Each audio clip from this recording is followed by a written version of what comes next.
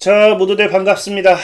강태공입니다. 자, 금일은 어쩌면 다음 주 증시 대폭락하겠지만 양자 컴퓨터는 오히려 강한 상승 기회가 될 겁니다. 라는 내용을 가지고서 방송을 해보도록 하겠습니다. 자, 방송 전 늘 말씀드리는 여러분들의 좋아요, 구독하기, 댓글까지는 너무나 많은 힘이 된다라고 말씀을 드리면서 오늘 방송 시작해 보도록 하겠습니다.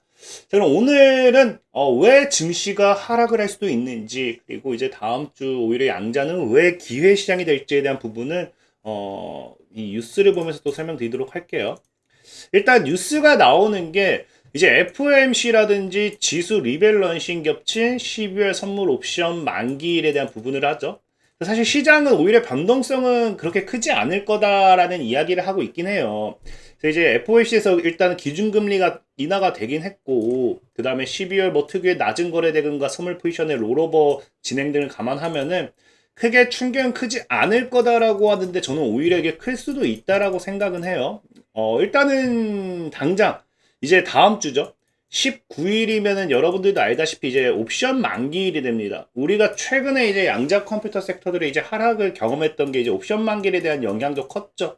근데 이번에는 오히려 어찌 보면 이 옵션 만기일에 대한 영향으로서 이 증시는 상승할 증시는 빠진다 하더라도 양자 컴퓨터에 대한 상승 흐름은 어찌 보면은 기대해 볼 수도 있지 않나를 얘기하고 싶은 게, 오늘은 이 철저하게 다른 뭐 이슈 분석이 아니라 선물 옵션 관점으로서, 이 선물 옵션이 사실 뭐 매매하는 분들이 없다 하더라도 여러분들이 어느 정도 이해하면 좋은 게 뭐냐고 하면은, 이 선물 옵션이란 건 결국에는 추세를 따라가는 거예요. 그러니까 상승할 거냐 하락할 거냐에 베팅하는 게 선물 옵션입니다. 뭐 주식도 상승하냐 하락하냐에 베팅하는 건 맞겠지만, 그래서 이 선물 옵션에 대한 부분이 결국에는 방향성을 잡는다라는 거고, 그래서 지금 현재 시장의 흐름을 본다라고 하면은 이제 이 나스닥을 추종하는 이 현재 이 지수를 봤을 때, 사실 이 선물 봤을 때 중요한 게 뭐냐고 하면은, 제가 12월 12일과 12월 11일이 저는 큰 문제다라고 좀 생각을 하고 있어요. 그전에는 뭐냐,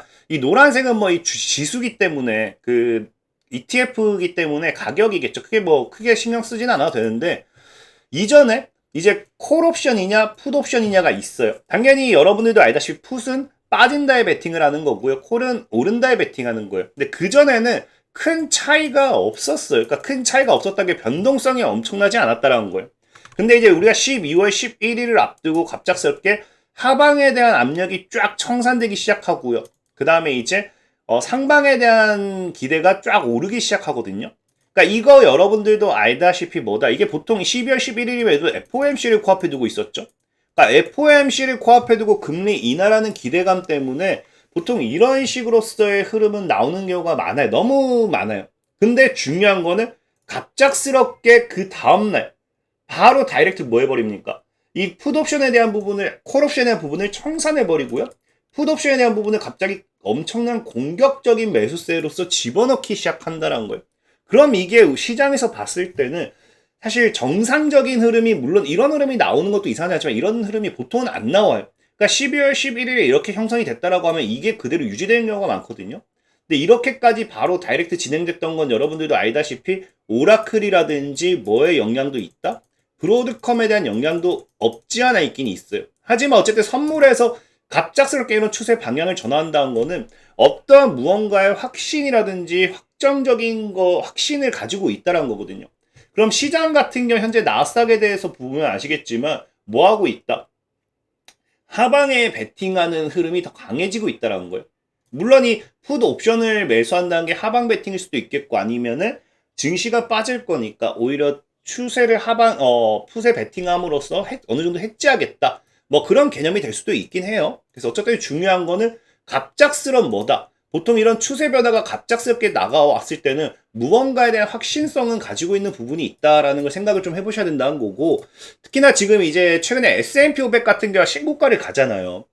S&P 500.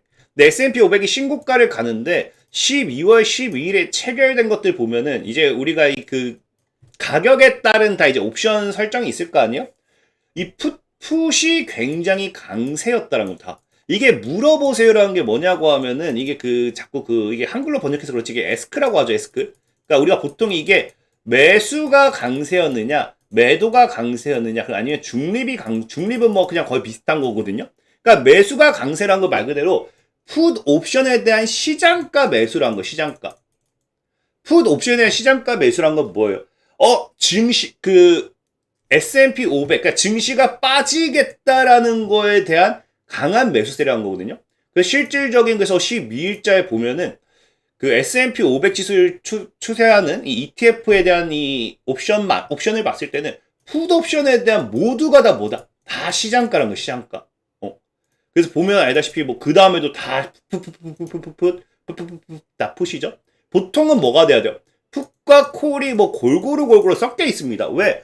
이 해당 가격 대비해서는 보다시피 이 가격 기준 가격 대비해서 오를 거냐 빠질 거냐에 대한 베팅한 건데 그냥 죄다 빠진다는 거, 죄다 빠지겠다 베팅을 한다라는 거는 아까 얘기했던 것처럼 나스닥 같은 경우도 순간적인 이런 수급 변화가 분명히 없던 하방에 대한 거에 대한 어떤 리스크를 안고 간다라는 거고, 이미 S&P 500 지수를 추정하는 ETF 같은 경우도 풋에 대한 시장가 매수가 굉장히 가격 올라오고 있다라는 거예요.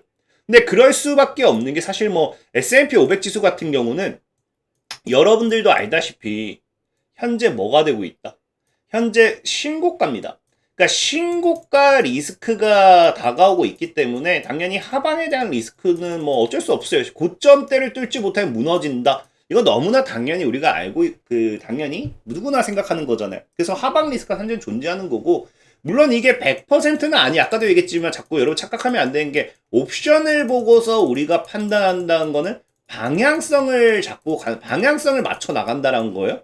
그래서 어쨌든 이런 부분이 하방 베팅에 대한 부분에 리스크로서 작용한다라는 거고, 특히나 이제 현재 이 감마를 보면 S&P 500 지수를 추종하는 ETF의 이 감마를 보게 된다라고 하면 이게 중요하죠. 아까 얘기했다시피 거래가 엄청나게 터졌어요. 거래가 엄청나게 터졌는데 이게 지금 뭐냐고 하면은 이게 거래라는 게 보면 이게 음으로도 빠질 수 있어요. 음으로 빠질 수 있는데 이게 매수가 더 많냐, 매도가 더 많냐. 그러니까 시장가 매수가 더 많으면 위로 올라오게 되는 거고요. 시장가 매도가 더 많으면 아래로 빠지게 되는 거고요. 근데 어쨌든 거래가 엄청나게 많이 터졌다라는 거예요. 680일 근처에서. 근데 중요한 게 우리가 이게 사실상 풋인지 콜인지를 우리가 100% 확인할 수는 없어요. 근데 아까 제가 보여드렸던 지표에서 뭐였습니까? 다 콜이었죠. 그럼 사실상 이번에 터졌던 이 대량의 거래가 뭐일 확률이 크다? 콜일 확률이 굉장히 크다라는 거예요. 콜이라는 건 반대로 어떻게 되느냐? 빠진다에 베팅을 한다는 거죠.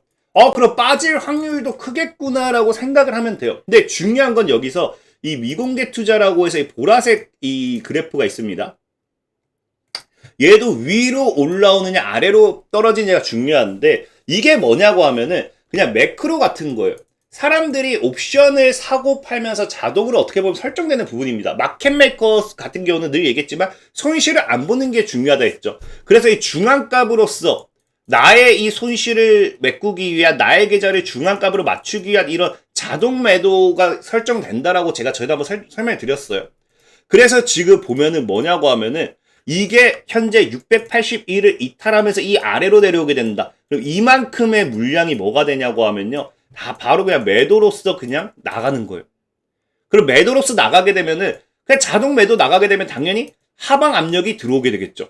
하방 압력이 들어오게 되면 당연히 뭐가 됩니까? 다시 한번 이제 주가 하락을 열게 됩니다. 그럼 이게 단기 트레이더들 입장에서는 당연히 뭐 하겠어요? 손절하겠죠.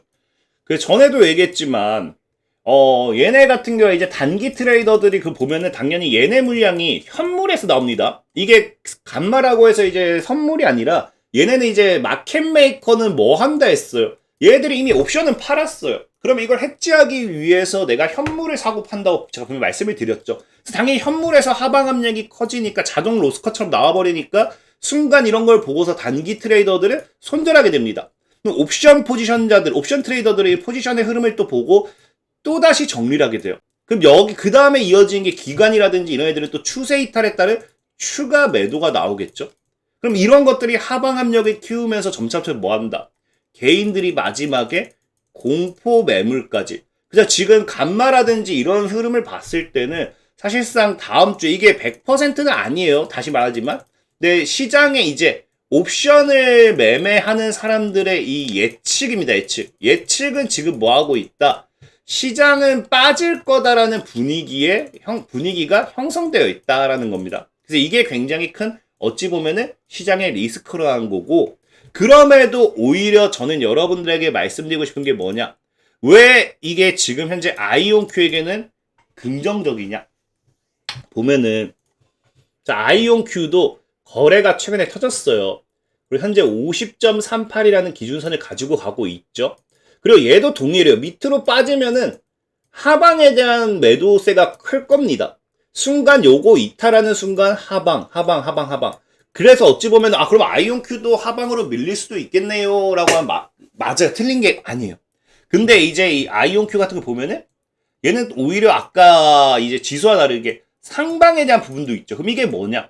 주가가 조금만 올라줘도 뭐한다? 조금만 올라가준다 하더라도 순간적인, 얘네들은 이제 매도라고 하면 얘네들은 뭐가 된다? 매수라는 거죠. 매수.